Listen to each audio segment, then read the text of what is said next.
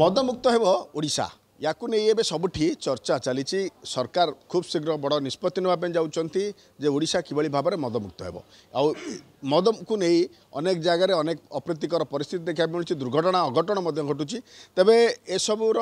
को नहीं ओडिशा तमाम बर्तमान चर्चा देखा मिली आम ए संपर्क में किसी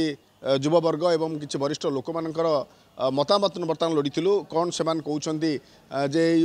मदमुक्त निष्पत्ति के किभली भाव से ग्रहण कर स्वागत करी गोटे पटे देखुंत जे मदमुक्त होगापी जाऊँगी ओडिशा बा सरकार गोटे बड़ निष्पत्ति नापी जाऊँगी जहा हो बहुत दिन पर आमर राज्य सरकार नूतन जो सरकार आसुँच मुख्यमंत्री महोदय गोटे भल निष्पत्ति नहीं गोटे उच्चकोटीर चिंताधारा मदमुक्त हेबो ओडिशा जदि प्रकृत में से मदमुक्त करने को चाहूँगी एटा गोटे स्वागत योग्य पदक्षेप एवं जदि मदमुक्त करा जाए खाली जे काउंटर गुड़ी को बंद करदेले हेबो नाही एहा द्वारा मध्य आमर बहुत युवगोष्ठी जो माने कि पथभ्रांत हो पार्टी से भी सुधरी जिवे एवं देशर मध्य बहुत उन्नति हेबो। खाली जे मद दुकान बंद करदेवे देशी मद भाटी बंद करदेवे सेमती हेले तो किसी बंद हेबनी ताको पूरा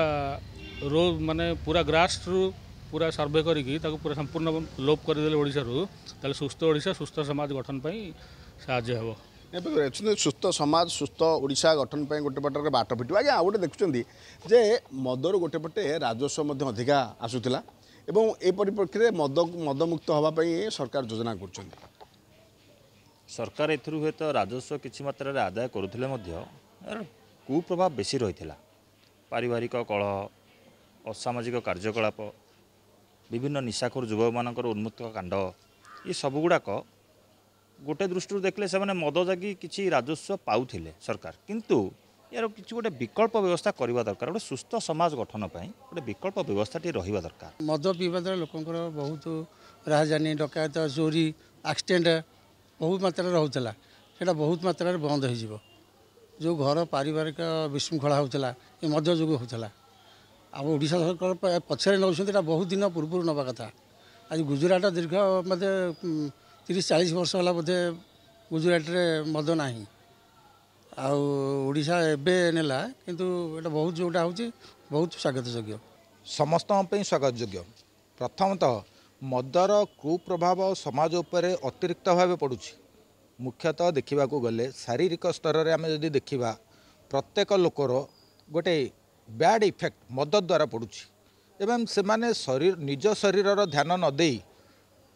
बा निज शरीर को जदि न देखिबे ताहले निजे तो कौन सी क्षेत्र में पारदर्शिता लाभ करें नहीं। द्वितीय कथा निजर शरीर क्षीण होगा द्वारा सेमानकर निजस्व रोजगार पारिवारिक बोझ बा समाजर बोझ तांकरी उपरे पड़ुची जहाँकि सरकार अन्य